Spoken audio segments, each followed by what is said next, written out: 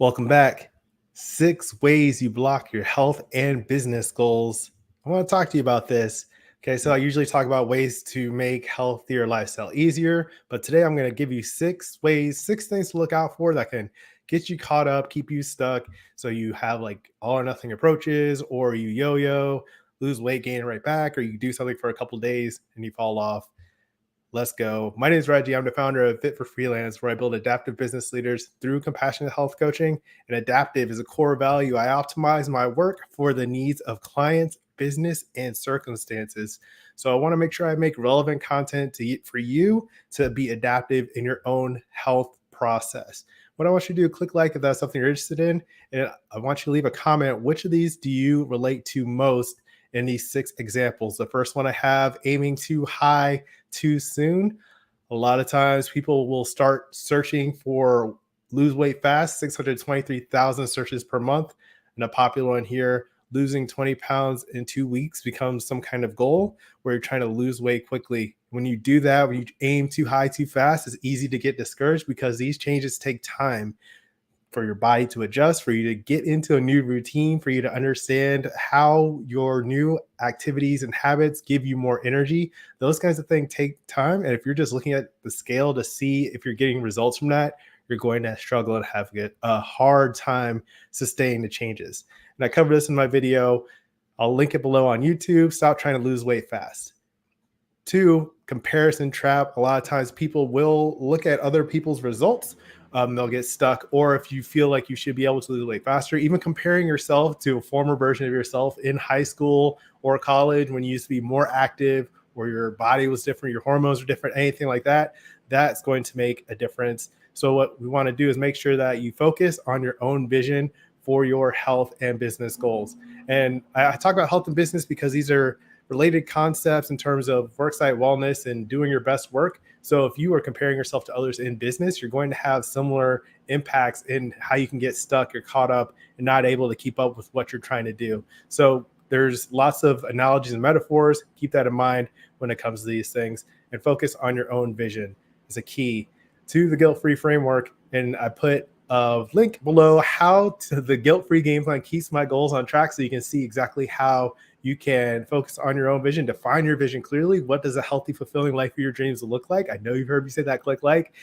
That way you can actually make it happen. 3, all or nothing diets.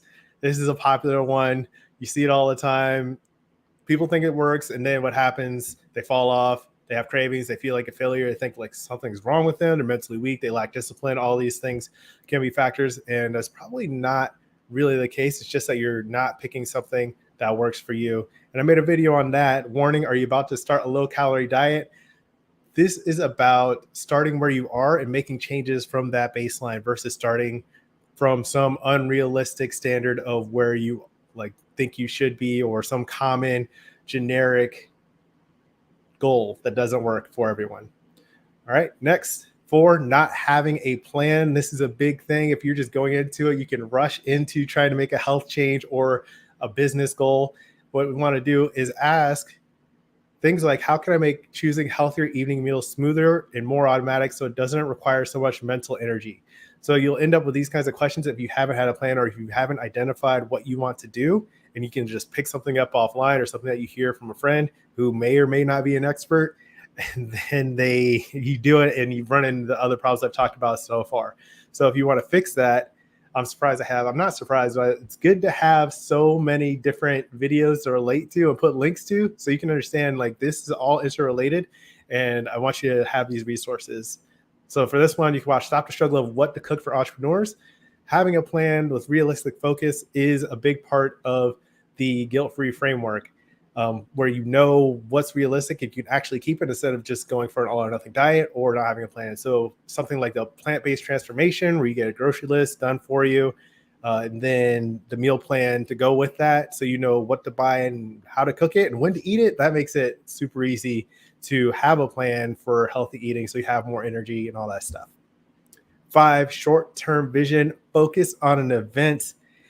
This happens. The video I made on it, the hidden danger of losing weight for weddings, birthdays, and events. A lot of times people will get stuck because they lose weight for a specific event that might lead to crash dieting. And it also doesn't really account for how your life continues beyond that event, right? Some people think that is the goal, and then you might get some nice pictures out of it where you feel slimmer, or if you're on some vacation and you got a cruise going, oh, I want to be all sexy for my cruise, right? Then that is something that can hold you back, and it can demotivate you while you're doing that. So you want to make sure that you are focused on letting your health support your life is another popular line.